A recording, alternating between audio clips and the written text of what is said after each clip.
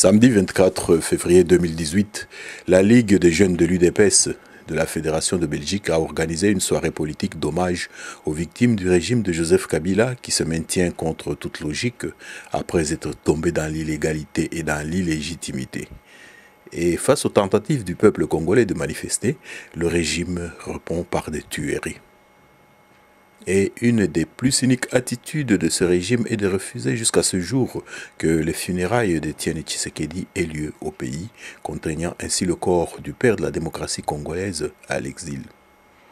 Parmi les manifestations programmées, des prestations d'un groupe culturel à travers chansons, percussions et danse, l'exposition de photos sur le parcours politique d'Étienne Tshisekedi, l'exposition d'un portrait du leader du parti réalisé séance tenante par un jeune artiste congolais, et des messages des cadres du parti. Il y avait enfin des communications des acteurs de la société civile qui ont donné leur témoignage sur leur engagement dans le combat pour l'avènement de la démocratie en République démocratique du Congo. Cheikh Fita était de cela. Connu en Belgique pour son journal sur le web Info en ligne des Congolais de Belgique avec comme lien cheikhfitanews.net, mais combien connaissent le parcours de l'homme? Durant une communication d'une demi-heure, Cheikh Fita a fait son témoignage sur les actions des jeunes à son époque. Bonjour à tous. Bonjour. Bon, d'abord, remerciements aux jeunes de l'UDPS qui m'ont appelé. Quoique à pied levé, mais comme c'était des jeunes, je me suis dit je vais sacrifier un peu mon temps. Je vais venir un peu échanger avec eux. Et j'ai eu quelques agréables surprises. D'abord, du fait qu'il y a un volet culturel dans cette rencontre.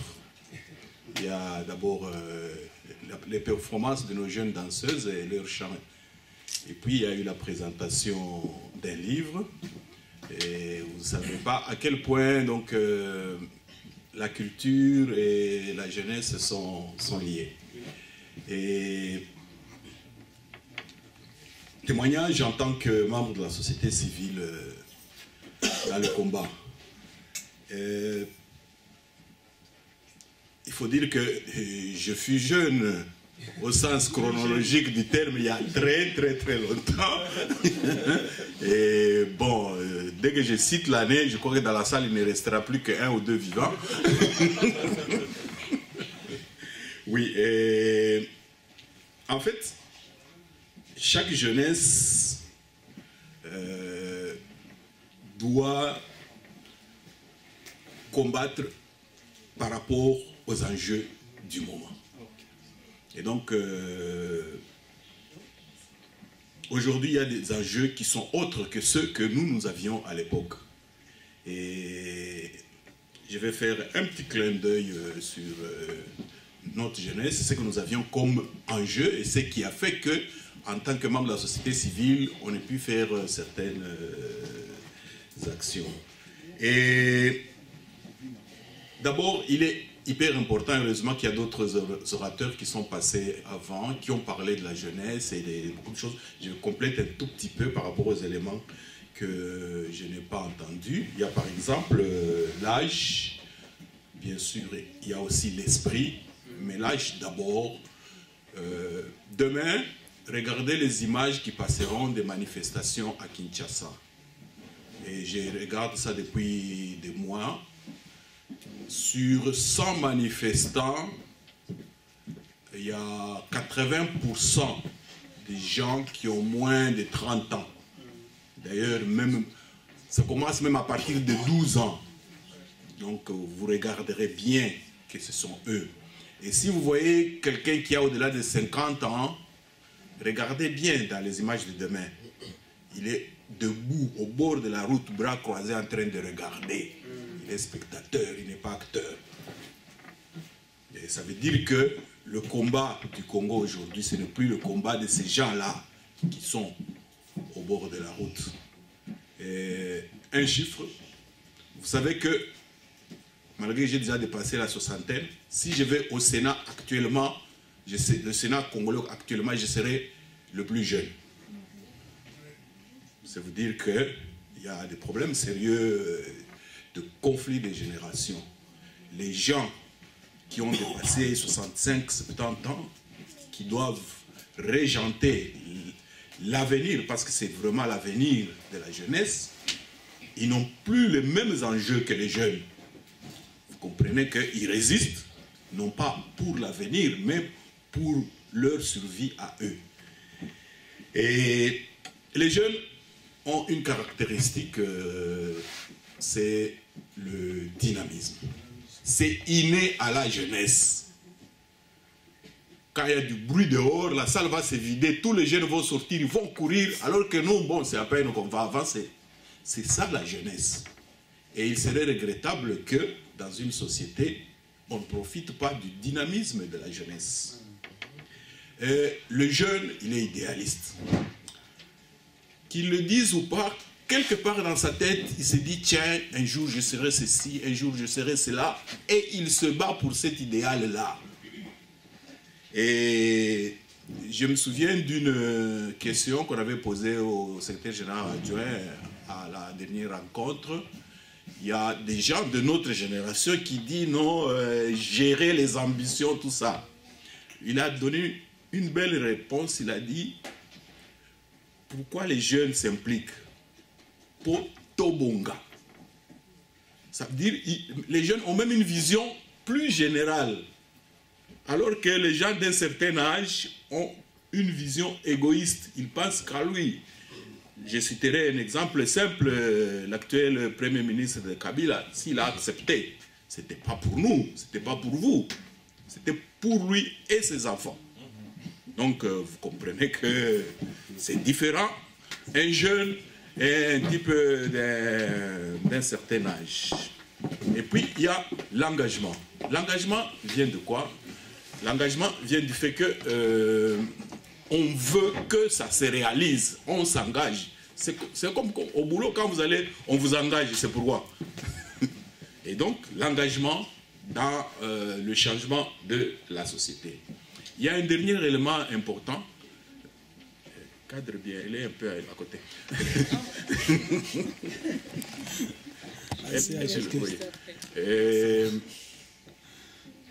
Il y a le nombre. J'en ai un peu parlé, mais 60% de ceux qui vont, même 65%, même plus, de ceux qui vont élire, parce qu'il y aura bien les élections, hein, ne vous faites pas d'illusions, il y aura des élections, c'est les jeunes. Donc, la majorité, le pouvoir est entre les mains des jeunes. On dit, ah, les gens du pouvoir, mais non, le pouvoir c'est vous les jeunes. C'est parce que vous leur avez laissé le pouvoir. Et donc, qu'est-ce que je peux donner comme témoignage de la société civile du temps, de notre temps? Et là, je préfère faire un témoignage sur mon parcours. Et ce que je faisais, les gens de ma génération, chacun le faisait dans son créneau. Je donnerai par exemple, quand nous on terminait les humanités, il y a eu le fameux retour ou recours à l'authenticité. On nous a dit, bon voilà vos noms là, à la casse. Juste après le recours à l'authenticité, il y a eu la zaïrianisation. Ça veut dire que il y avait des magasins, il y a des entreprises. Mobutu a nommé ses copains, PDG, etc., etc. On a rembellé les Blancs. Et cela a eu des conséquences terribles. Parce que depuis la zaïrianisation, on a eu ce qu'on appelle la chute économique du pays. Et un malheur ne venant jamais seul, en 72, 74, 73, 74, il y a eu le choc pétrolier. Et dans un pays déjà où l'économie était mal gérée, quand il y a eu le choc pétrolier, la misère est arrivée au Congo. Nous qui étions étudiants, même la bourse, le coût de la vie était tel que même la bourse ne suffisait plus. Et comprenez que ça, c'était nos problèmes quand nous on était jeunes.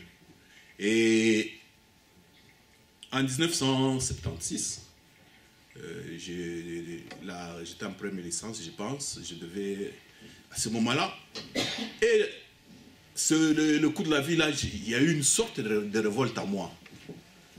J'ai écrit ma première pièce de théâtre en cette année-là. Et dans cette pièce-là, j'attaquais sérieusement le problème de la zaïrianisation. Et même la pièce a dû même être suspendue un certain nombre de fois pour qu'on s'assure que, bon, je n'attaque pas Mobutu. Mais une petite anecdote, beaucoup de gens, ils disent, pourquoi tu t'appelles Cheikh? Bon, Cheikh, c'est un pseudonyme, mais pourquoi je l'avais pris? Pour deux raisons. La première, c'est que, à l'époque, notre littérature n'était presque nulle part, et il n'y avait que les gens de l'Afrique de l'Ouest qui écrivaient. Et le jour où j'ai écrit cette première pièce-là, qui s'intitulait Mortava interne, en placardant les affiches, il y a un type qui dit, ah, ces Zaïrois-là, ils passent avec ce nom de Zaïrois, nous on ira voir son théâtre. On a donné le spectacle dans une salle de 400 places, il y avait 60 personnes, donc c'était un flop comme on dit.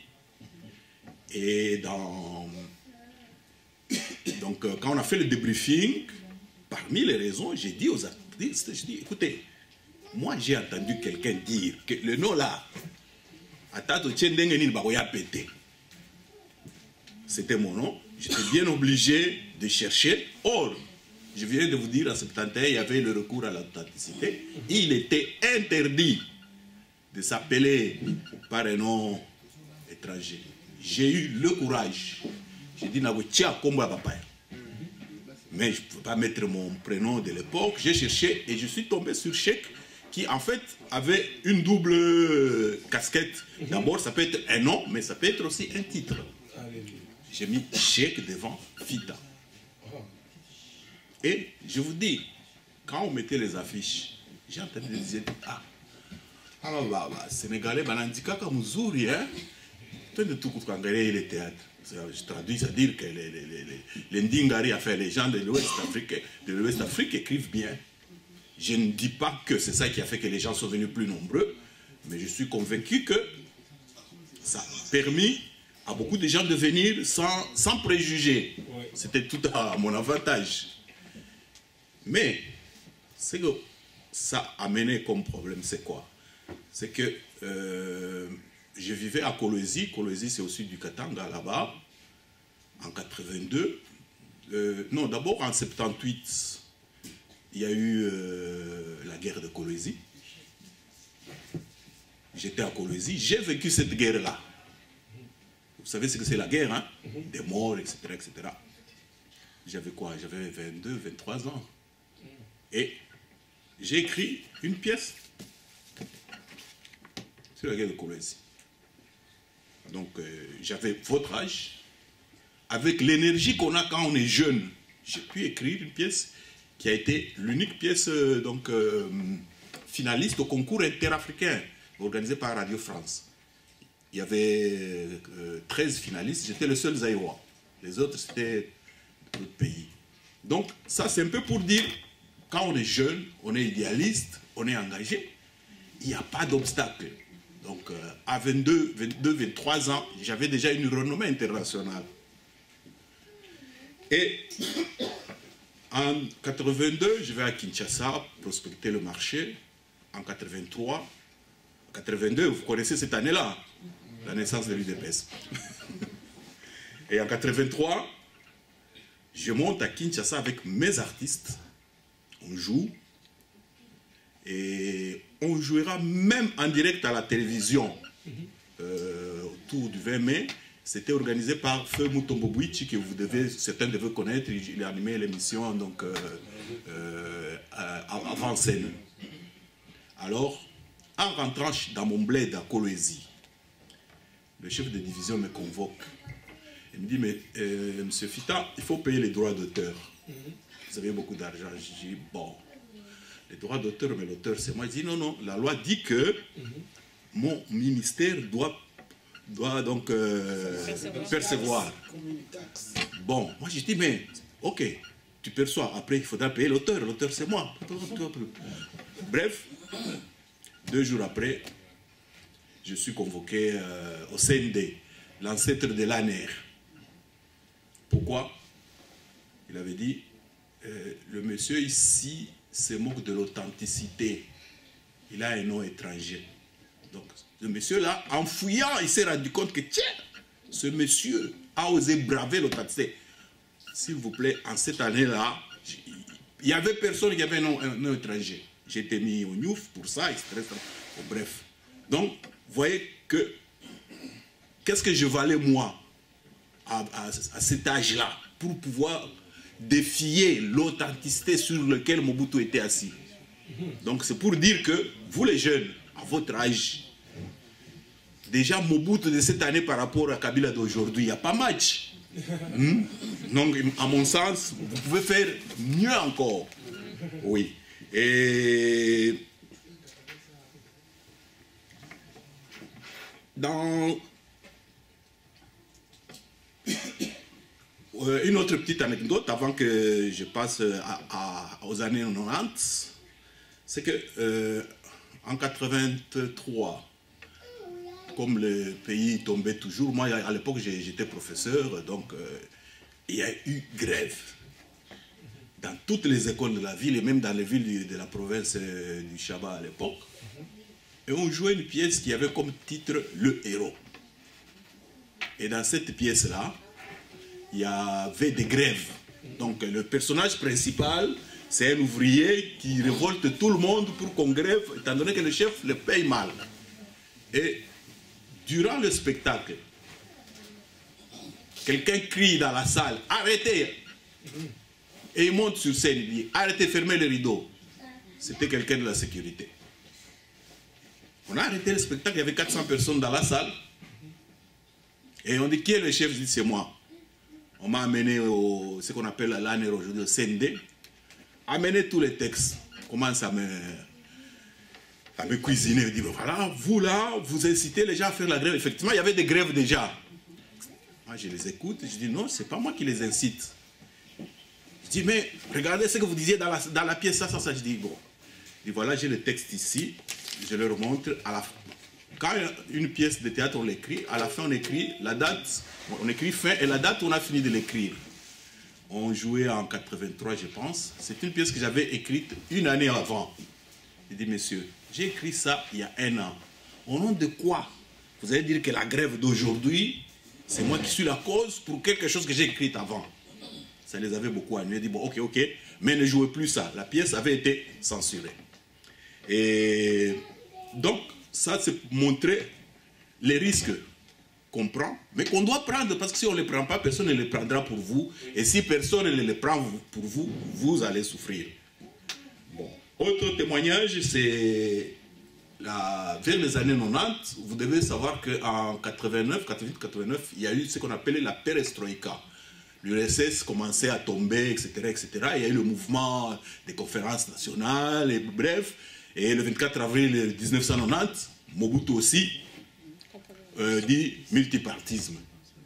Et là, moi, en tant qu'écrivain, bien sûr, j'avais déjà écrit d'autres pièces qui annonçaient les couleurs, mais du fait d'avoir été un auteur engagé, lorsqu'il y a eu la conférence nationale, on a fait ce qu'on avait appelé les invités de la conférence nationale. Le gouvernement avait fait ce qu'on appelait les invités du gouvernement. Dans la dynamique de la conférence, on dit, mais non, vous, gouvernement organisateur, vous êtes des mobutistes, nous allons inviter les 100 personnalités qui ont marqué l'histoire du pays, chacun dans son domaine. Et là, je serai, en tant que société civile, invité comme écrivain de théâtre. C'est comme ça que j'ai participé à la conférence nationale. C'est comme ça que je suis allé au Parlement de transition. Et le jour où il y a eu les élections du président Tshisekedi comme Premier ministre, j'ai vu la photo là.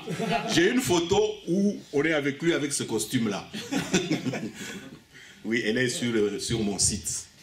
Et à la CNS, si M. Tshisekedi a pu gagner, je vous informe, le fer de lance de l'époque, c'était la société civile du Chaba.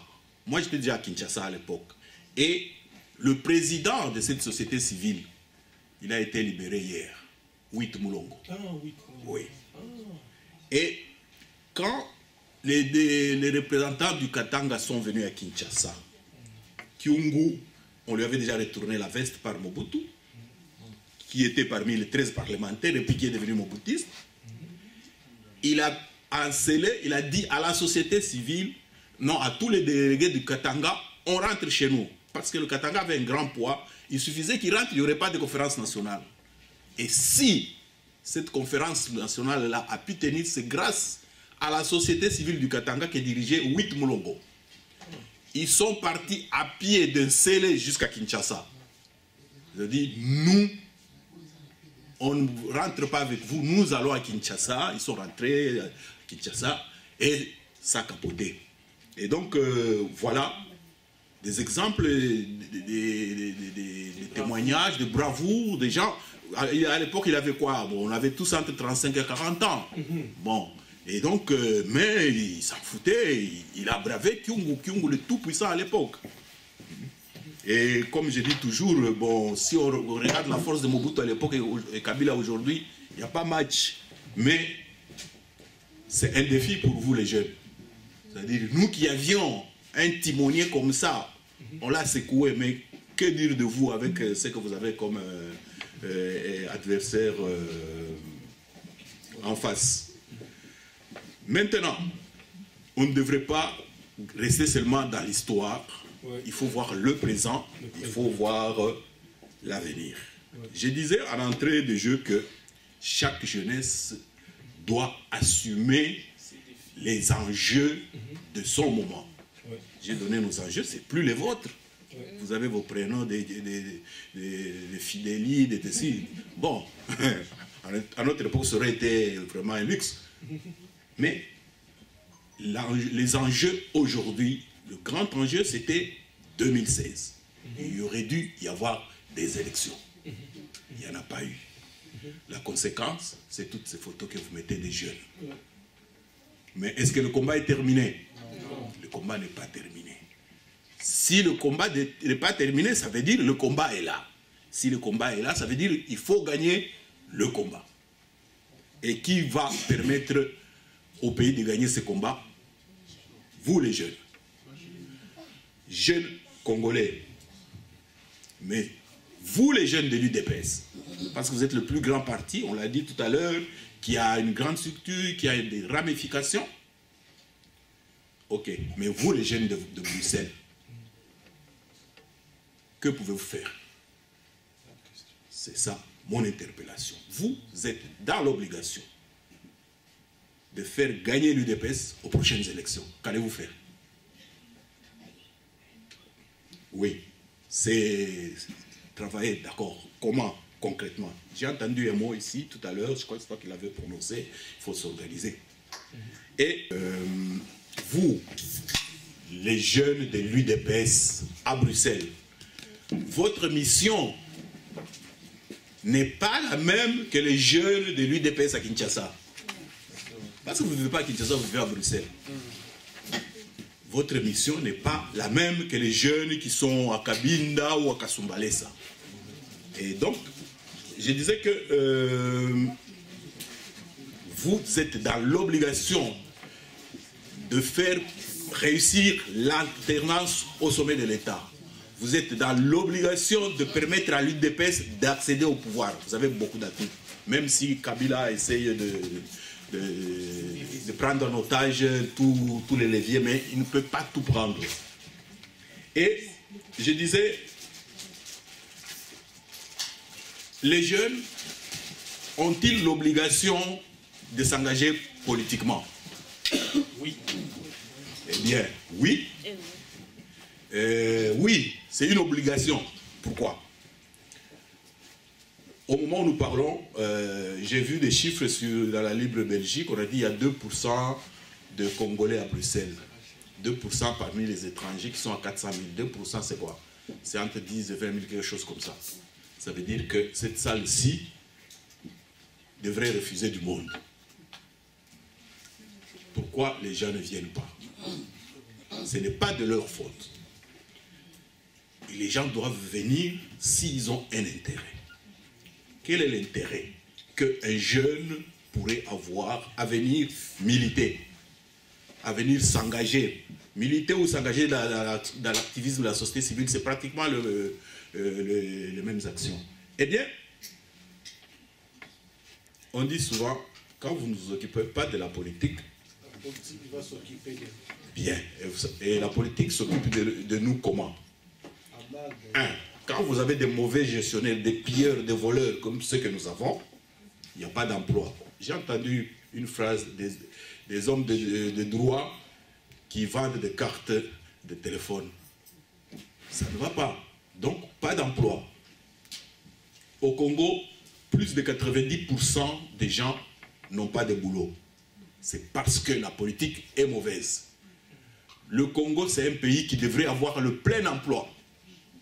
Donc, vous allez commencer à mobiliser des jeunes pour qu'ils viennent. Il faut leur dire que l'emploi, le bon emploi au Congo, c'est de loin mieux qu'un bon emploi ici. Parce que le Congo, c'est un pays d'avenir. Le Congo, c'est un pays vierge où rien n'a encore été fait. Il y a les études. Ici, c'est bien, vous étudiez, vous avez vos diplômes, mais je suis au regret de dire qu'il y a toujours du racisme. Oui. Vous aurez bien eu vos diplômes, mais ce n'est pas évident que vous ayez du boulot. Alors qu'au Congo, il y a un Congo bien gouverné, il y a du boulot pour tout le monde. Le social. Code 00243, vous connaissez? Vous ne connaissez pas? Quand vous voyez sur votre téléphone un numéro de 00243 qui sonne, oui, quand ça sonne dans votre téléphone, vous pensez à quoi? Alors, et vous trouvez ça normal? Non. Ça va jusque quand comme ça? Il faut que ça s'arrête. Et il demande parce que le social n'existait plus. Avec 90% des gens au chômage, tout le monde est miséreux. Les gens meurent de faim, les gens meurent de maladie, les gens meurent de tout, d'inondation, on a vu, il pleut, les gens meurent. C'est grave. L'insécurité. Dès qu'on apprend que vous avez beaucoup d'argent, des dollars chez vous la nuit, on vient vous visiter. Non seulement on vous dépouille, mais on pourrait même vous tuer. Ça veut dire quoi? Ça veut dire que tous ceux qui ne militent pas sont complices des gens qui sont à la base de l'insécurité, qui sont à la base de la crise sociale, qui sont à la base du chômage. Il faut leur dire, vous êtes des complices. Si vous n'êtes pas complices, venez adhérer. Venez lutter avec nous. Ce n'est pas parce qu'on est dans un parti qu'on va dire, bon voilà, après les élections, bon, quelle est ma part? Non. Si le pays change, tout le monde y gagne. Bien sûr, il y en a qui ont plus de talent, qui ont plus d'engagement pour être des dirigeants. Mais ce n'est pas tout le monde. Tout le monde ne peut pas faire la politique. Or, aujourd'hui, au Congo, si tu veux avoir l'argent, fais la politique. Ce n'est pas normal. Alors que dans ce pays-ci, si tu as l'argent, tu l'emploies pour faire la politique. Et non aller à la politique pour faire l'argent. Sinon, on t'arrête, on te chasse. Ivan Mayer n'est plus bourgmestre parce qu'il a cherché l'argent. Mais nos amis qui sont à Kinshasa, ils font pire qu'Ivan Mayer. Et c'est des millions. Ils sont toujours là. Pourquoi? Parce qu'il y a des jeunes tièdes. Il y a des jeunes, au moment où nous parlons, ils sont chez eux, ils sont assis. Ils s'en foutent. Mais mon collègue, il fallait militer. Et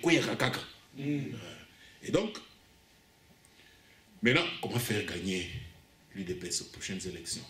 Là, je vais faire une petite passe. Nous, avec nos amis, les Paul Sapo, etc., nous, on a créé une plateforme, Antenne Monde de la société civile, la RD Congo. Parce que nous vivons ici. Et nous devons faire ce que nous pouvons faire ici. Et nous avons prévu le partenariat avec les autres partis politiques. Je vais vous expliquer pourquoi. Si vous devez, il y aura quoi, 80 000 bureaux de vote, entre 70 et 80 000 bureaux de vote, il y aura un grand nombre de circonscriptions électorales. Et la Libre Belgique a publié hier l'argent qu'il faut, l'argent qu'il faut pour battre campagne. Les kabylistes, ils ont fait exprès. Tu es candidat, 1000 balles. Tu es candidat président, 50 000 ou 100 balles. Vous devez donc, or, si vous devez avoir des listes dans toutes les circonscriptions, donc des millions, est-ce que c'est un obstacle? Je vous informe que ce n'est pas un obstacle, à condition d'être organisé. Et nous, dans le cadre de la société civile, nous appuyons avec notre expertise toutes les initiatives qui tendraient à faire de sorte que ceux qui sont ici, je prends par exemple la commune d'Ixelles, qui dit voilà, nous, on va faire jumelage avec la commune de Kalamou. Et si les jeunes de l'UDPS, Bruxelles, parce que Bruxelles c'est la capitale de l'Europe, n'oubliez pas ça. Souvent on fait comme si nous sommes aussi des gens de Milan ou de Verviers. Non, on est de Bruxelles. Tout le monde n'est pas de Bruxelles. Vous avez une importance capitale. Et donc, nous serons disposés à faire des séances de travail avec vous pour montrer comment on va battre Kabila dans les urnes proprement. Alingate, on est plus organisé. Et donc, j'aimerais qu'à partir d'aujourd'hui, vous mettiez dans vos objectifs le point suivant, comment nous, jeunes de l'UDPS à Bruxelles et en Belgique, allons contribuer à la victoire du parti, à la présidence, dans législative, tout, plate couture, c'est faisable, je vous informe, mais c'est un travail très technique et nous, on est disposés à échanger avec vous. Donc voilà les points que je voulais échanger avec vous par rapport à la force de la société civile alliée aux jeunes, parce que vous êtes les plus nombreux, les plus dynamiques, les gens qui ont le plus d'énergie, et même les plus intelligents, parce que la plupart c'est des diplômés. Je vous remercie.